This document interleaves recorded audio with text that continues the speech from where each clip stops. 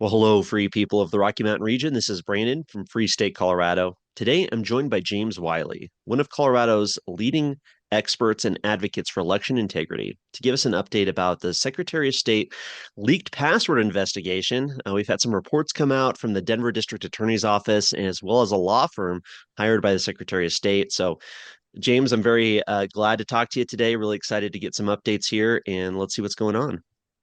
Brandon, it's always a pleasure to be on, and I'm glad to be able to get some information out to the public, and thanks for making that possible. Oh, definitely. This is such a huge story. It's not getting the attention it deserves from the mainstream media, of course. No surprise, right? But thankfully, we're able to get this information out there and kind of expose some of these misdeeds. And hopefully, we can see some accountability for our Secretary of State's office. Not just Jenna, but a lot of other people, bad actors there, I think we'd both agree on. Let's jump, just give people up to date here, give you a little bit of an update if you didn't know, or bring you up to speed. So June 21st was the spreadsheet was uploaded online with a hidden sheet, a little hidden tab on the Excel document that had passwords to voting machines across Colorado, affecting the largest counties, tens of thousands, hundreds of thousands, millions of votes potentially affected by this. October 24th, this was discovered. The Secretary of State office, at least, claims that's when they first discovered that these passwords were, or alerted that these passwords were published online. So then, October 31st, right before the election, while counting was in place, they were able to update these passwords and make the change. Now, I do encourage people to watch our previous video that James and I did talking about that whole process and the leaked phone call, the recorded phone call that kind of shows some stuff that the Secretary of State's office didn't want to get out. Then on November 1st, the Libertarian Party of Colorado sued the Secretary's office here for the breached passwords, demanding a hand count to ensure that the election was counted properly. The votes were counted properly. And then on November 4th, the Secretary of State's office tried to hire the first law firm to conduct their own independent investigation, quote unquote independent. And it turns out this law firm was highly connected, very connected to the Democratic Party, of course, donors to Jena Griswold and other connections as well. So that's kind of what we've talked about previously. Now we're getting into the investigation phase. So November 1st, that's when the Denver District Attorney began their investigation into what happened. And November 12th is when the Secretary of State was able to hire the second law firm, which we'll get into, this Bard Quinn LLC, to conduct their investigation. And then December 9th, so it didn't take them too long, less than a month, the law firm had their investigation complete. And then the Denver District Attorney announced their decision on the investigation on December 20th. Anything I left out there, James? Well, there's a fact about this one law firm that has been involved in this situation. Let me go ahead and pull up their website. Their website is garnettlegalgroup.com, Garnett, Powell, Maximilian, Barlow, and Farbs. So this is a law firm that, yes, donated to Jena Griswold's campaign, but that's actually one of the least significant issues about this law firm. And I just want to address this initially because it's part of the background of the investigation, how that was brought about. This law firm represents a certain client. That client is Dominion Voting Systems Incorporated, based here in Denver, Colorado. It's a Canadian company that does the elections for more than half of the United States. And we have this firm that represented them in lawsuits back in 2020 around election integrity. That same firm was selected by the Secretary of State initially in order to do an internal investigation. That's like going to my best friend, the person who I maybe even hire to do work for me, and asking him for his recommendation on attorneys to investigate the critical infrastructure, which my friend is providing me as a service. And so Jena Griswold's friend, Dominion Voting Systems Incorporated, hired Garnett, Powell, Maximum, Barlow, and Farbs, this law firm, Garnett Legal Group, to defend them previously, and now they're likely recommended the same law firm to do the internal investigation of their own machines and the breach of the passwords of those machines. So it could not be more of an insider investigation in this situation. And it seems like the district attorney's investigation was very much an insider investigation. All the different district attorneys from around the state of Colorado all had their investigations consolidated into the Denver district, which of course is very friendly to Jena Griswold. And so that was a very much an insider situation. But this was going to be an insider situation as well for the independent investigation that Jena Griswold had requested and paid for. Wasn't very independent at all, very much an insider investigation. So it's along the lines of the quote that we understand: we have investigated ourselves and found ourselves to be innocent. And so that's what we see here. The scope of each investigation is unique, and we'll get into those details. But I just want to lay that groundwork. This is an insider deal for sure that's taking place. Just to clarify, was it so? It's the Garnett, Powell, Maximum, Barlow, and Farbs was the first law firm hired, Yes. um, and that was the one that also worked with Dominion. Yes. So Okay. my personal experience with them goes back to a lawsuit that we filed over 4 years ago now, and back in December 21st, I want to say 2020, we filed a Dominion class action lawsuit against Dominion Voting Systems, CTCL, Mark Zuckerberg, his wife, Facebook, of course, and a bunch of different attorney generals and secretaries of state around the country. And you can still find our information. It's available on Internet Archive, dominionclassaction.com. And we formed a couple of different nonprofits, Election Watch, as well as a nonprofit, Save Our Suffrage, which backed up the pursuit of this lawsuit. And through that experience, I was in court with Stanley Garnett, the namesake of this law firm. I was in court with him, and we were battling against him and against Dominion Voting Systems to try to get standing to bring this claim against them for all the issues surrounding their machines and the count during the 2020 election, which of course is still up for debate. Wow. Yeah, that is wild for sure. No, so the Secretary of State's office was basically, forced to not go with this Garnett Powell group, and primarily because it seems, the media outcry and public outcry over the donations. But wow, that adds a whole nother layer to it. The fact that this Mm-hmm. organization was working with Dominion Voting, and I mean, that's as insider as it gets, really. So much for independent. Right? So they were able to switch, and then they went to this other organization. So Bard Quinn LLC. What can you tell us about this law firm, the one that ended up doing the investigation? I haven't reviewed their political donations necessarily, and I'm sure that they were careful when that was coming about to make sure that there was no immediate financial conflicts as far as that goes, in contrast to previous. However, I I also don't recognize them as being involved in any of the election integrity fights that I've been involved in personally. So they appear to be more of an outsider in that sense, which is perfectly reasonable and to pursue an outside investigation of this form. That I again wouldn't be able to, from the position I am, identify any kind of issues or potential relationships that could exist there. But from the surface of this report itself, it's particularly interesting the scope of the report as it comes out. And what I want to mention on this point is in their report and the nature of the investigation, they talk about three main things that they're investigating here.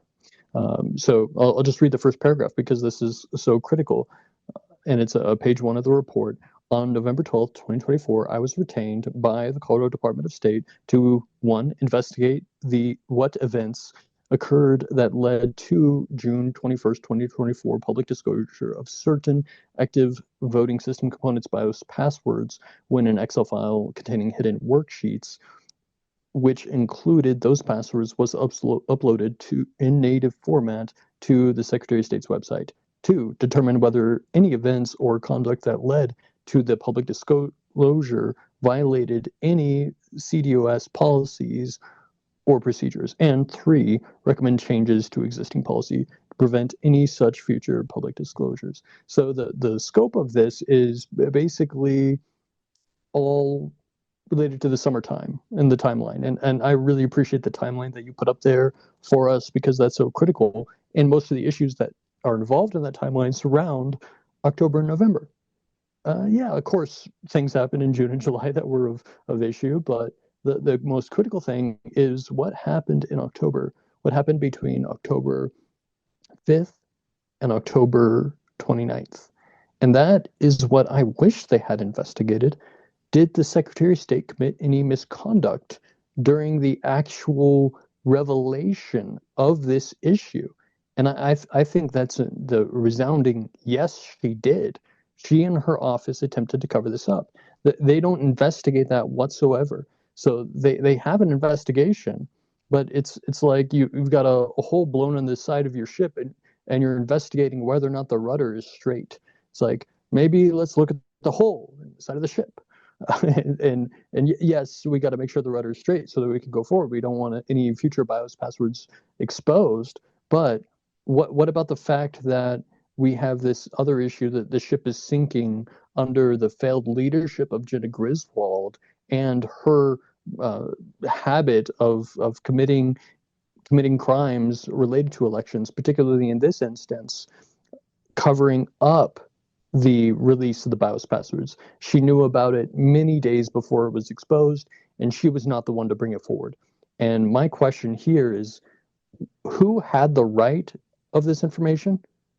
And it's in my opinion that it was the counties that had the right to this information, not just Jena Griswold, who was informed about these issues, but the counties are actually the customers of Dominion Voting Systems, the vendor whose BIOS passwords were largely exposed. And there was another vendor also, Clear Ballot, but primarily Dominion Voting Systems provides services for all but 2 counties in Colorado.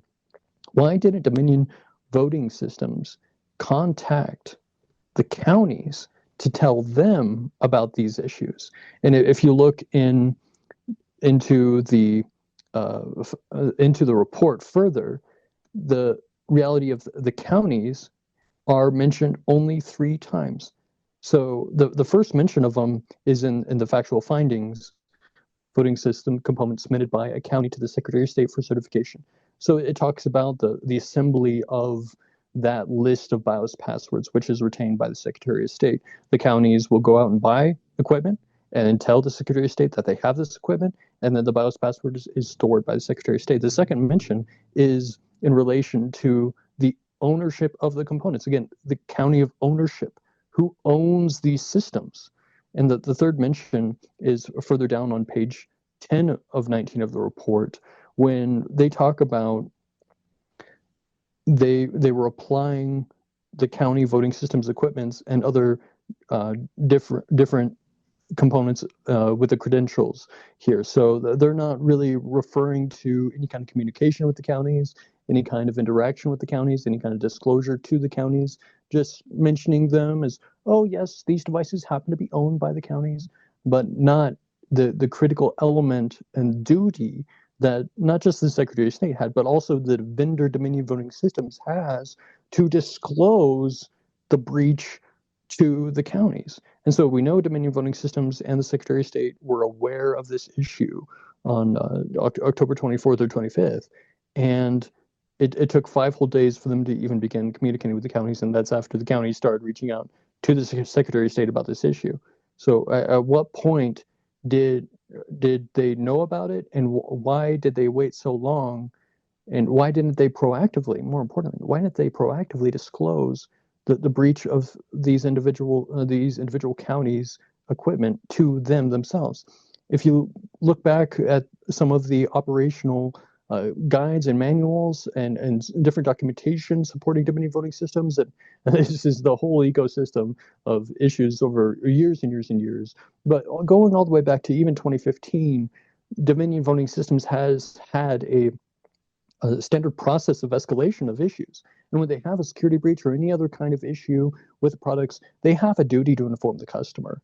And that's in writing, in the contracts and documentation and policy manuals that Dominion has, that they're supposed to inform their customers, the counties, that there's a breach, and that did not happen. So long tangent there, but I think it's important to recognize the relationship that is just skimmed over by this internal investigative report from Baird Quinn, and how they don't even address the errors in communication or a lack of disclosure, the lack of transparency, the lack of respect and dignity to the actual customers whose products were so compromised.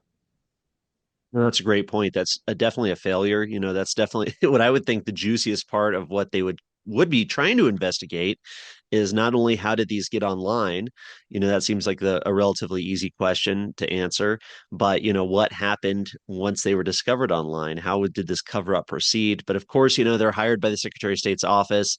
They were not hired to look into the failures of the Secretary of State. That it was more of, in my opinion, just a way to say exactly what you said earlier. Hey, we did an investigation. There's no problem here. Trust us. You don't have to worry about anything. But just wanted to point out to people, we'll have all the links at Free State Colorado, so you can go and read these reports yourself.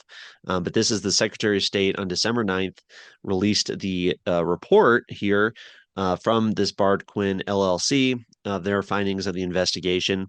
But you want to take us through that, James, in terms of anything else to point out with the report specifically about what they found or any interesting highlights?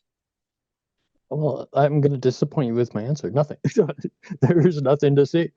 They found no significant issues. They found no knowing deception or knowing participation or knowing activity within that disclosure. And so yeah, it's really a big nothing burger there, and it's not a short nothing burger either. The entire report itself constitutes 19 pages of nothing to see here.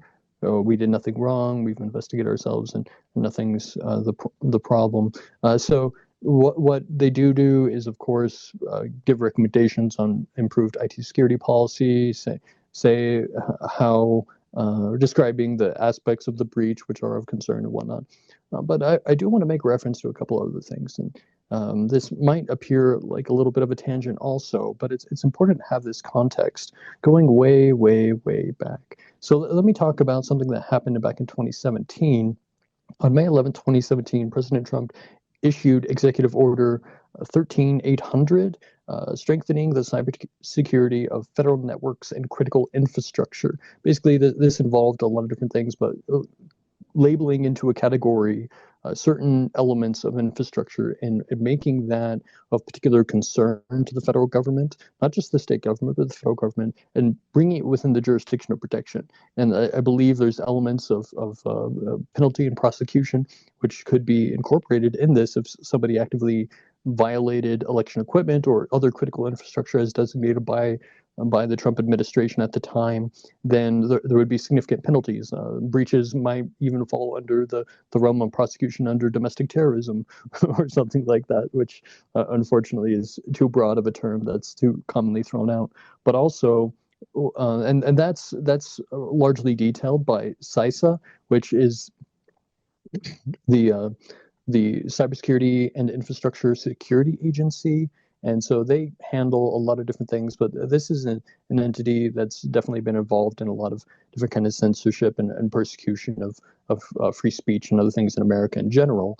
But they happen to be involved in advancing this position of election security, going all the way back to 2017. But there's another entity, the United States Election Assistance Commission. There's a bazillion different federal federal departments out there, but this just happens to be one of them. And they do specifically define elections, election equipment as critical infrastructure, and that took place on February 22nd, 2017. So that same year, prior to Trump's executive order, this entity had moved the direction, and the Department of Homeland Security, which is associated with the Election Assistance Commission, was and basically the parent also of CISA, was designating election equipment as critical infrastructure. And so we have this entire labeling, this elevation of the realm of importance of voting machines, of these systems, of the BIOS passwords, of this entire situation playing out here. This was elevated to the level of critical infrastructure. And if you're asking yourself, like, what kind of levels of security do we have in our country? Well, we've got like defense level security, which you would think is got to be really, really high, and government level security, which has got to be really high because you don't want foreign actors attacking and hacking us and all those things. But then when you think about elections, it's like, wow, elections are an area where we, as a free country, a republic here with democratic norms, is definitely dependent on having a secure election and an election that can't be infiltrated by foreign actors or other malicious entities, domestic or foreign. And that is definitely the position that the federal government seemed to take with these designations back in 2017. And rolling forward, we see the most lax possible security applied to the situation by the Secretary of State. And of course, the report goes into some of those considerations and highlights how they need to improve to a better standard. Just take one thing, for example, the BIOS passwords themselves, and if you look at the spreadsheet, and I've looked at the hidden tabs and seen how these passwords appear, they look a lot like maybe your Comcast Wi-Fi router, maybe a little bit more secure. What they have is special character, word, number, special character, word, special character. Now, there are two plain dictionary words that appear within each of those passwords. Like, oh, this is a long password. It's over 16 characters or something like that. It's super secure. Well, is it though? Is that actually that secure? When you use a word from the dictionary, you're basically making the job of anybody trying to hack the situation infinitely easier because the dictionary is much more orderly. It's got a limited number of terms, and you could brute force that through relatively easily as compared to an actual password, which is totally randomized as far as the keys that appear on your keyboard. Special characters, numbers, uppercase, lowercase, all the rest. There should be no meaning that a human could derive from reading through those passwords. And yet, all those passwords contained two plain text words themselves. And so, put the BIOS password breach aside, the manner in which these BIOS passwords have always been maintained so far, it has been a breach in itself of the standards of security which the federal government requires of critical infrastructure. And so there are recommendations on better methods of checking and making sure the upload process is reviewed and that no plain Excel documents are able to get online that contain hidden tabs, and the discontinuation of the use of um, hidden tabs in general by the Secretary of State's office. So there are recommendations within this report of ways that you could go about it differently, but it's admitted by the investigators that they had never used the function of hidden tabs. So these aren't necessarily technically professional individuals who are working on this process. They're lawyers and the lawyer staff. And well, I've worked with a lot of lawyers, and I've considered myself the past lawyer staff. So I don't want to rag on that group particularly. But if they don't have technical expertise, then why are they speaking in an investigative capacity to this issue? We need forensic auditors, technical forensic auditors, to be involved in this process and identifying the true issues here. So, yes, it's a 19-page report. Yes, there's many words in it. Does it actually give us any confidence that things are going to be more secure after today, after the report's released? Is the Secretary of State going to raise their standards to even the low standard, in my opinion, that's required of by the federal government of the Secretary of State in this instance? And so, am I more confident? Not at all. Not at all. Am I hopeful? No, not at least in the success of the Secretary of State. I'm hopeful for justice. Absolutely, I'm hopeful for accountability, but we're not seeing that in this report, and that's definitely an issue I'm concerned about. Gotcha. One of the things too with this report, and well as the Denver District Attorneys, is they don't really ever tell us who was the person who uploaded the spreadsheet too. I think that'd be important, and I think to try and reassure some confidence to the public. They just say it's a former employee, former employee 1 or 11 or whatever number they give them, uploaded this to the website, and then they just don't work there anymore. So don't worry about it. But it seems like you would think who the person was should be public knowledge. I mean, this is access to the voting machines used across the state primarily, and I just thought that was an interesting point as well. Very. But so yeah, not too surprising, I guess, that this law firm just really went into the most basics of cybersecurity, right? If you read the report, hey, use better passwords. Hey, just save as instead of save. Make a copy of it. Just be more careful next time is really what it all comes down to. But of course, yeah, the Secretary of State wasn't going to look into their cover up of it, how they handled it, how they actually messed with election equipment. I mean, made changes to election equipment, potential changes, changes to it while election counting was going on. I mean, as we talked about in our previous video, that seems to be a bigger story here is the Secretary of State's office reaction and their lack of really trying to make sure that things were actually counted properly. Yeah, no accountability from this for sure. It's more of a, yeah, look what we did. Um, we were bad. We slapped ourselves on the wrists, and we're good to go now. And Jena Griswold is polling number two. I think she's got like 18% or something in the prospective governor race coming up here. And you would think the Democrats themselves would hold themselves to a higher standard after what just happened in 2024. Don't you need to like reflect on the standard that you have for your own candidates, the standard that you have for your own leadership, and ensure that you're moving in a more positive direction? And of course, there are Democrats, a part of the party, who are pushing hard for that. But if the majority of them are still unwilling to confront the reality of gross error within their leadership over the last 4 or 8 years, however long you want to go back. But in particular, these instances that we have with Jena Griswold and whatnot, there needs to be accountability for that.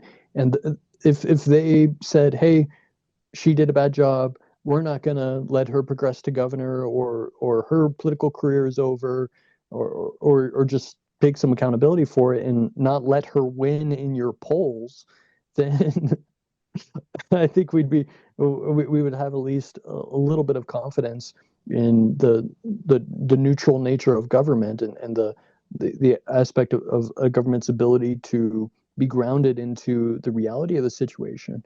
But the absolute lack of accountability from their own party to their own actors who have caused misdeeds is unfortunate. And if they won't hold them accountable, I guess we will. Right. Yes, let's definitely hope so. So let's talk a little bit about the Denver District Attorney's investigation. Like you said, it seems like everybody, other district attorneys or other offices across the state were kind of latching onto this one, piling onto it, and this was really the only governmental or investigation into this voting password leak. So, of course, not too surprising. People probably saw the headlines here. This is from December 20th. Denver District Attorney Beth McCann. Here, let me make that a little bit bigger for people. Denver District Attorney Beth McCann today announced that criminal charges will not be filed in connection with the publication of voting machine passwords on the Colorado Department of State website this year. The decision was a result of a 7-week long investigation by the Denver DA's office into possible violations of two Colorado statutes, which concerns the publication of passwords related to a voting system, and one that concerns second-degree official misconduct. So, was there anything interesting in this report here, James? I got it pulled up if we wanted to go through any of it, any highlights or anything that caught your eye. This is painful. I'm sorry, because it's more the same from the previous one. This is more like a criminal aspect of things, less here to give recommendations on how to do things better. But it's similar in the sense what's missing. So they tell us in the first paragraph. Part of my boring reading here, but I'm going to read the boring things that they gave to us. This is a chronological report of the investigative steps that were taken. It may not include all steps or actions taken to investigate the publication of voting machine BIOS passwords on the Colorado Department of State website. The scope of this investigation is limited to whether the BIOS passwords were knowingly published on the website, and if there was any official misconduct on the part of the Colorado Department of State employee. And then it continues specifically mentioning what's omitted. Here it says, response to the discovery of the passwords, comma, actions taken by the Colorado Department of State outside the publication of the passwords, comma, whether the BIOS passwords were used to access voting machines, comma, who may have seen or downloaded the passwords, comma, and or the security of the elections are not being investigated. Oh wait, what's the point? What Right. is the point of even investigating if none of those things are investigated? The scope of this investigation is limited to whether the BIOS passwords were knowingly published. And in that, they're referencing this statute that we used within our lawsuit against Jena Griswold, CRS 1-13-10782, 1-13-7082, knowingly cause voting system passwords to be published. So this statute was passed by Jena Griswold, essentially getting the legislature to do what she wants, to make the actions of Tina Peters have more penalty in the future. Now, Jena Griswold turns around and does exactly what Tina Peters did. The only difference, well, I guess this isn't a difference. Tina Peters didn't knowingly disclose those passwords, and neither supposedly did Jena Griswold either knowingly disclose these passwords. So the statute doesn't apply to either one. And I recognize that Jen didn't knowingly do it. We interpreted the statute a little bit different than the courts did, and also differently than ultimately they chose to interpret the statute in this report, because they said cause to be published or knowingly publish or cause to be published. So we interpreted that as two different elements: knowingly publish as one element, and the second element of cause to be published, where the court in our civil case, and it seems the district attorney here also, has interpreted that statute as a complete set. That's fair. Really, courts are there to interpret the law, and the law is ambiguous enough to be able to allow for political advantage at any given opportunity. So they attached the knowingly modifier to both publish and cause to be published, whereas we had interpreted it as only attached to the publish element. So we know Jena Griswold did not click publish on the website herself, but she did cause it to be published. That is an absolute fact. She caused that document to be published because her employees did it for her in the office of the Department of State. So whether she knowingly did that or not is the question that they answered, and they determined that neither her nor anybody who works for her knew what they were doing. Okay, so let's set this statute aside. This is only one statute, and it's the statute we brought up, and so there was a lot of controversy about this statute, and they wanted to address it and put it to rest. What about other aspects of the law concerning a breach of election security? This is criminal negligence, gross negligence in the conduct of the Secretary of State's office that China has a more active, and Russia and Iran and all these other countries who are constantly trying to infiltrate the United States and find weaknesses, are more actively reviewing our security than our own Department of State is.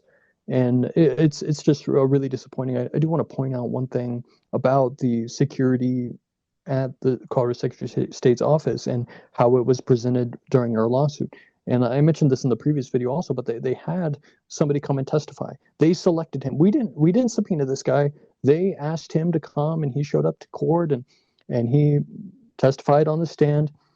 He had been on the job for 2 months. He hadn't been on the job for as long as the BIOS passwords had been on the website. So he was more green than those BIOS passwords. And he was there answering questions regarding security. It's like, what is going on here? How is it that you're changing and he was the chief information security officer for the Colorado Department of State. He used to work for the Boulder County. And 2 months prior to the hearing, he got a new job working for the Secretary of State as the chief information security officer.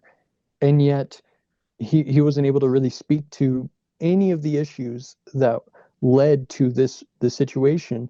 And it's basically finding the person who knows the least, putting them on the stand so that they can say, I don't know, as much as possible.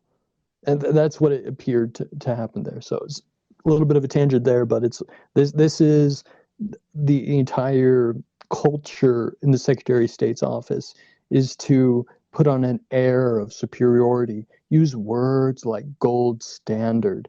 Well, we haven't had a gold standard of anything in this country for a very long time. Money, much less. I happen to have a really great book here.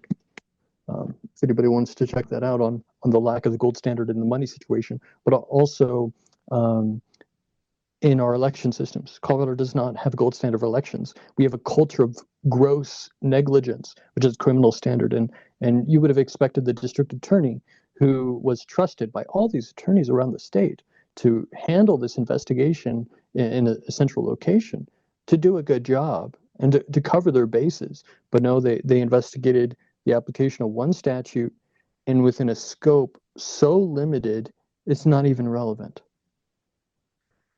Great points all around. I thought this was interesting from the Denver DA investigation here, where they say that Clear Ballot on October 24th, 2024, Clear Ballot personnel contacted employee 7 to inform him that the spreadsheet online had BIOS passwords for voting machines.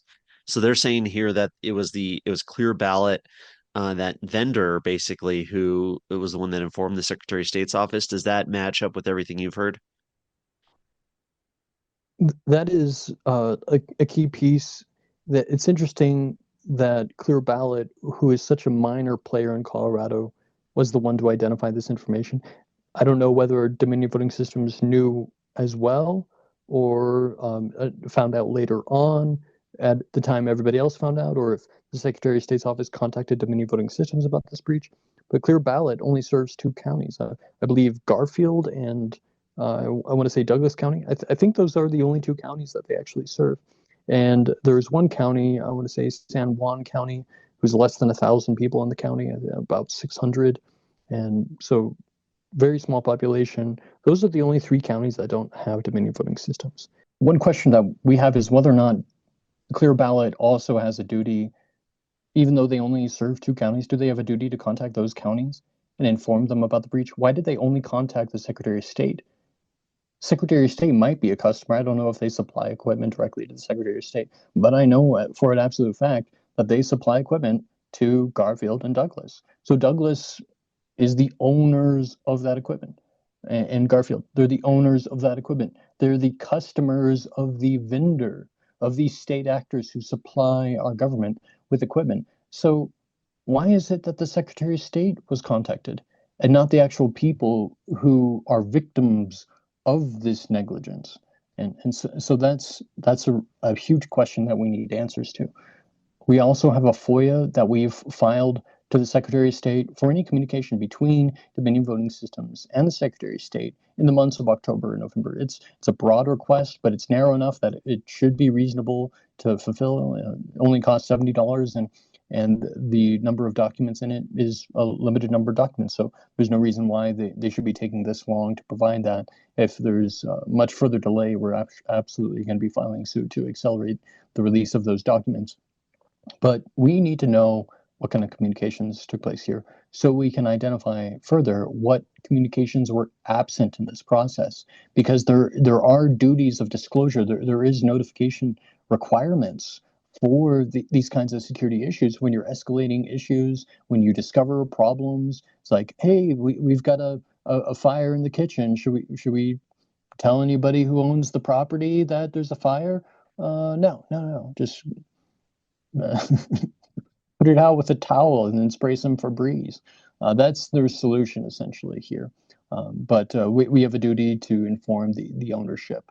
They have a duty to inform the ownership about the issues with the equipment that they own. 100%. And I thought this was interesting too. This is the Denver DA's report again here. It says that the list published included approximately 650 passwords on three separate hidden worksheets. The employees' investigation determined that approximately 255 machines used in various counties had passwords in the published list. 46 counties have machines where the BIOS password was in the published file. So definitely a major breach there. And yeah, very, very interesting to see that come out in the Denver District Attorney report. Now, James, what is the big difference between what happened here and what happened with Tina Peters?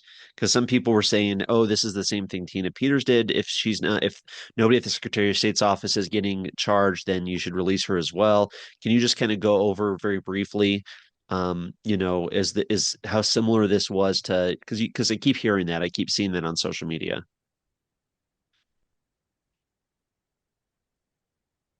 That's a good question, and it's difficult to answer because there's a lot similar and there's quite a bit that's distinct.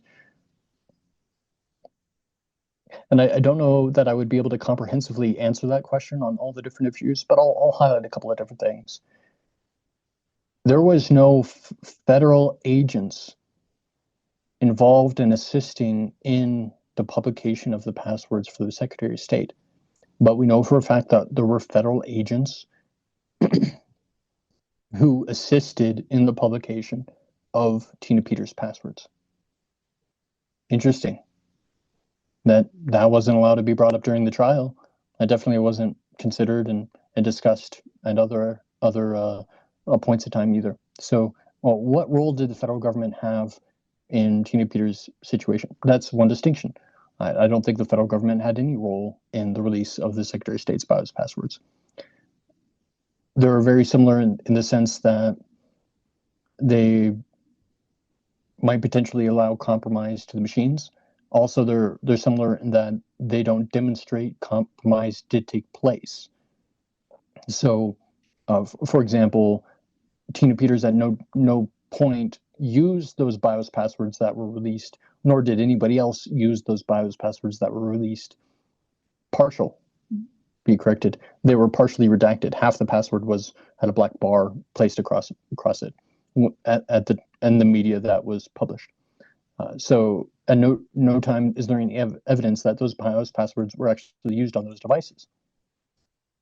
Similarly, we have no evidence that the BIOS passwords released by the Colorado Secretary of State were used to access those devices. That's the similarity. Here's another difference worth considering, though. In response to the release of those BIOS passwords, and that issue specifically and independently of anything else that happened in Tina Peters' situation, the BIOS password release alone was sufficient to justify a $90,000 expenditure by the county of Mesa to replace all of their voting equipment. That's distinct from the Colorado Secretary of State situation, where you have over 250 devices. There was a lot more in general that were affected, but at the time of the election, the November election, at least 250 of those devices were still actively using the BIOS passwords that were published. None of that equipment was shut down. None of it was decertified. None of it was replaced. It would have cost tens of millions of dollars out of the Secretary of State's office, taxpayers' pockets, really. Yeah, she's not going to pay that herself, despite being a decamillionaire. That cost would have come to the taxpayers to replace all of that equipment, and it should be replaced. It should have been replaced. It should have been the term used, and this is what we advocated for in our lawsuit against the Secretary of State, the decommissioning of the equipment, because we were in the middle of an election. They were counting at the time that they released the information about the leak. They were counting the ballots with these compromised devices. We asked the court to decommission the equipment the exact same way that the Secretary of State herself had set the precedent of decommissioning, decertifying, and decommissioning the same equipment used in Mesa 2 years prior. And instead, 3 years prior. And instead, the court said, nothing to see here, no problem, continue to count the ballots. I think that's a major difference between those two situations. There's a lot of other similarities, there's a lot of other differences, but I want to touch on those few different points because I think it illustrates what we as concerned citizens have a particular interest in. That's a double standard of justice. And if justice cannot be found within the courts, it must return to its source, which is the sovereign beating hearts of the people.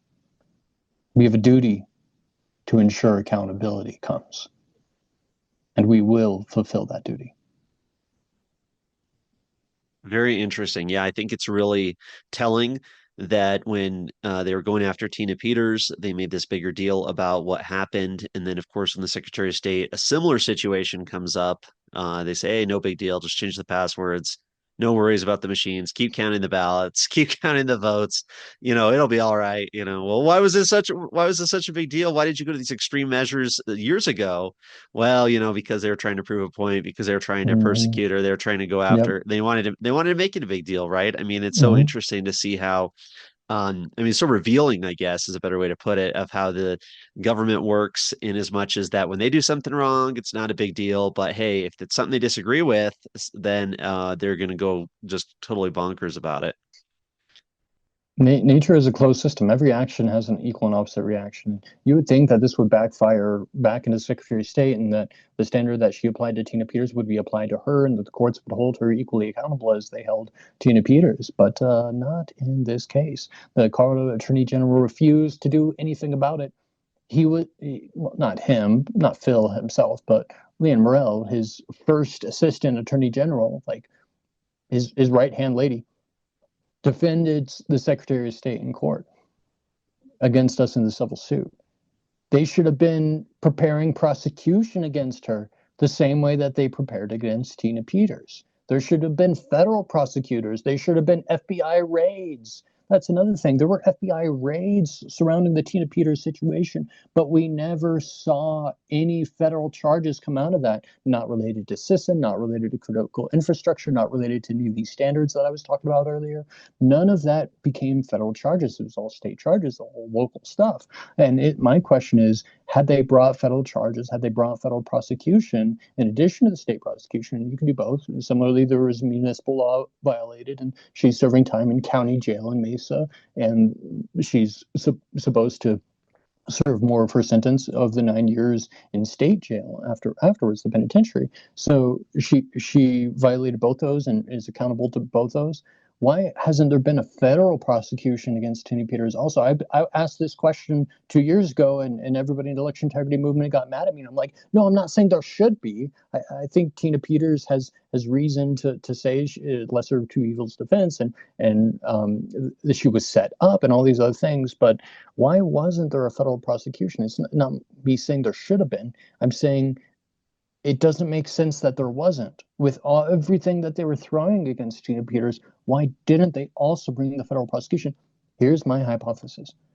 The federal agents who we know were involved in the process, they don't want to expose their sources and methods involved in orchestrating the crime which Tina Peters was accessory to, knowingly or unknowingly. I don't think she knew she was committing a crime, but backing up a computer, which these voting machines are, is the duty of the county clerk. So she was performing her duty. Stealing identities, influencing public officials, these other crimes, felonies that she was charged with, they have nothing to do with what her goal was, what her mission was, which was to back up the device. It's all these other things that the people around her in what I call the Lindell organization convinced her to do. Mike Lindell himself not being the prime mover in this, just the central nexus around which these sharks circulate, these federal infiltrators circulate.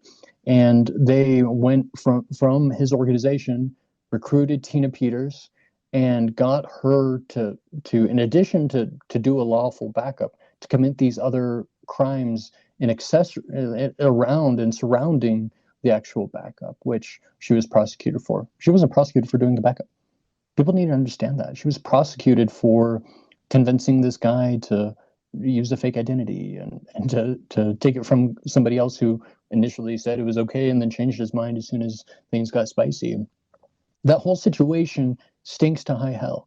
And they had federal FBI SWAT teams busting down doors all across the county around this situation, and yet nothing followed that. There's no explanation for the federal involvement. It just kind of went quiet. So I don't want to make this a Tina Peters episode necessarily, because we're really focused on the Secretary of State, but we do need to analyze some of these questions and continue to ask them and continue to give the people, and thanks so much for this venue to be able to do that, the confidence to ask those questions themselves. No, and I think it applies. This is it's so connected, right? This whole election integrity issue, and really seeing the Secretary of State's quote unquote mistake or mishandling, then cover up, and then comparing it to what has previously done, I think is very important. Is very important to kind of reveal the nature of what's actually going on here with our elections or with the way the government operates at the very least.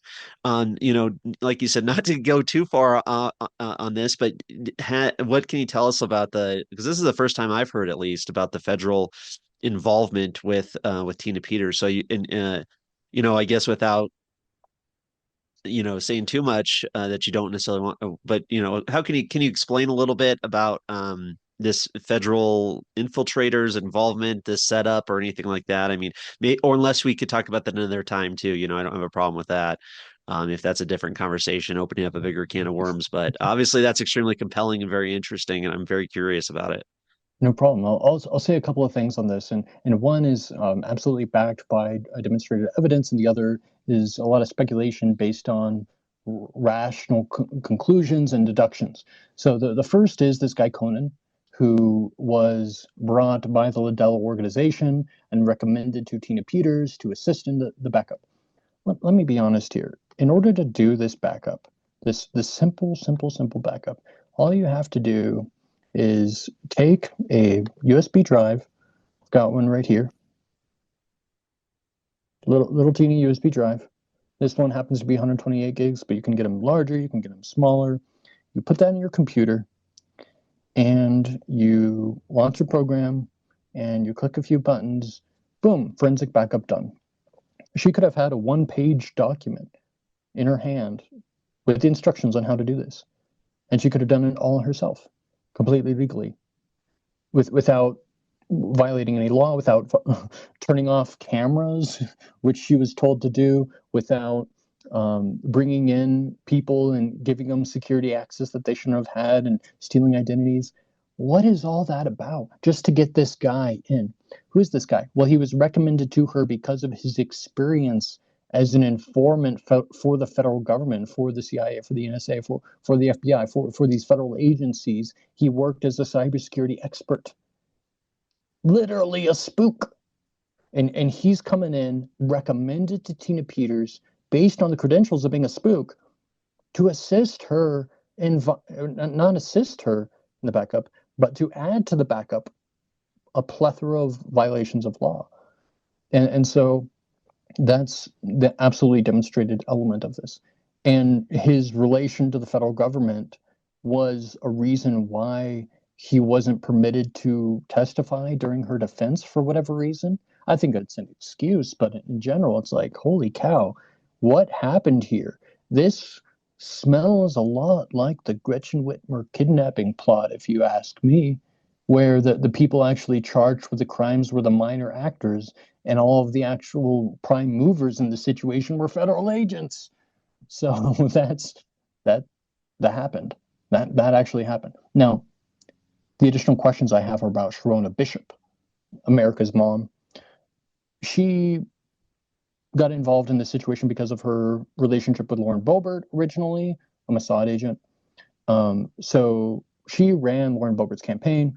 Lauren Boebert won, went on to Congress, replaced this other guy, Scott Tipton, or whatever his name was, I forget. But she goes on to Congress, and Sharona Bishop is now available to work on another project. What project does she get? She gets the Tina Peters project. Come 2020, she gets asked to go out and find a county clerk who would assist in the process of doing a backup. And so she becomes an intermediary between Mike Lindell and Tina Peters.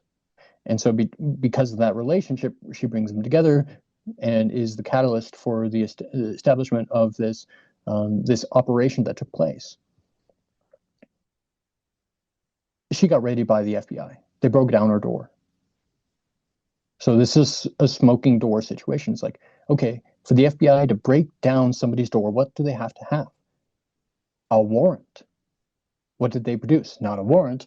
When she asked, and I went to a presentation and she's telling her whole backstory, and I know Sharona, she says that The reason she was given for the FBI breaking down her door was that she connects people. Technically, she does. She connected Tina Peters to Mike Lindell, the Lindell organization, I should say. Did that become at some point an offense justifying the breaking down of doors? Maybe if you've got like a large criminal organization, and that's why I call it somewhat the Lindell organization, then you might have RICO charges or other federal charges that you bring forward against everybody involved in the communications and the execution of various crimes and organized crime. But that didn't happen. No warrant was produced. The door wasn't fixed. Our electronics were confiscated. No explanation was given beyond you connect people. And finally, she never pursued any kind of retaliation against the FBI for that.